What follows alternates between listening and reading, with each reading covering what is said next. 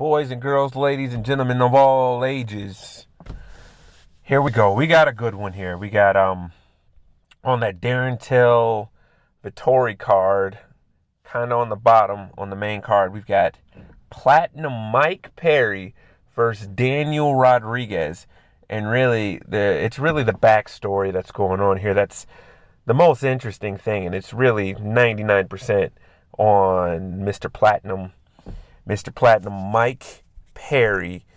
He's been on an interesting road, guys. He's been on an interesting road.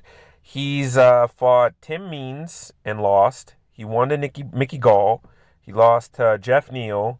He lost to Vicente Luque. He beat Alex Oliveira. Lost to Donald Cerrone.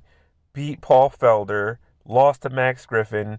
Lost to Santiago Ponzinibbio. And then, other than that, he was on a pretty good run. But it's really, the story is his life is kind of been falling apart. And I don't say that in like a happy way, like, oh, his life's been falling apart. But it's just been the absolute ridiculousness. And, I mean, we don't want to forget about Daniel Rodriguez. The kid can crack. He's up and coming. He's on that up tilt of the wave. But that being said, Mike Perry is definitely on the down. Like, don't get me wrong. He was a fun character, and he's had his moments, and he's doing weird stuff. And, that's life. But, but he's got this domestic violence issues in 2020. I think it was October 2020, with his ex-wife. I guess he was punching her in the face. No good. And then he got into a fight in Orlando back in 2016.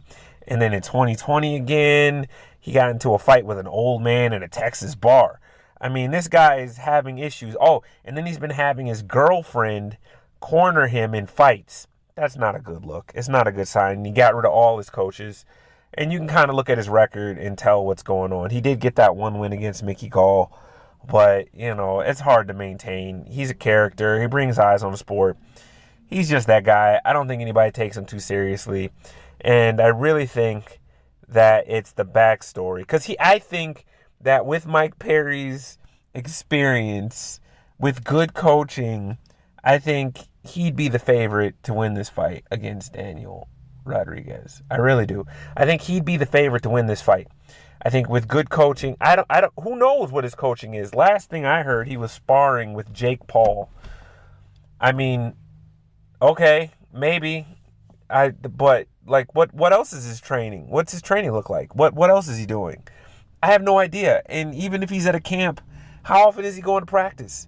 You need training at that high level. Don't get me wrong. Daniel Rodriguez is no Tim Means. He's not, Vicente Luque. He's not Donald Cerrone. But the kid's coming up. And, he's probably training on a regular basis. Hopefully he's not underestimating Mike Perry. But in this situation with Mike Perry's track record, I think I would favor him. But I can't. I can't favor Mike Perry in this situation just because he's on a slide. Lose 2, win 1. Lose 1, win 1. Lose 2, win 1. Lose 1. I guess you got to go with with Daniel Rodriguez, if for only that Mike Perry is his biggest enemy is Mike Perry. Mike Perry's biggest enemy is Mike Perry. It really is. So, boys and girls, like, subscribe. That's your best bet is Daniel Rodriguez in this fight. And, you might get a decent line because there's some Mike Perry fans out there.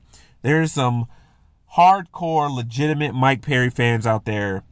So you might get a decent line on this. I'd have to go Daniel Rodriguez. Daniel Rodriguez, it's more than a 60-40. It's 70-30. I mean, they could both crack. They both got bombs in their hands. But I just got to go with the guy that's probably a lot more consistent right now. It's not even skill set wise. Mike Perry might have be a little bit more well-rounded, but he's just not training. And I can't go with someone that's not training. It is what it is. That's life. So that's your best bet. Daniel Rodriguez. Talk to me. Leave a comment. Let me know what you think. Talk to you guys later.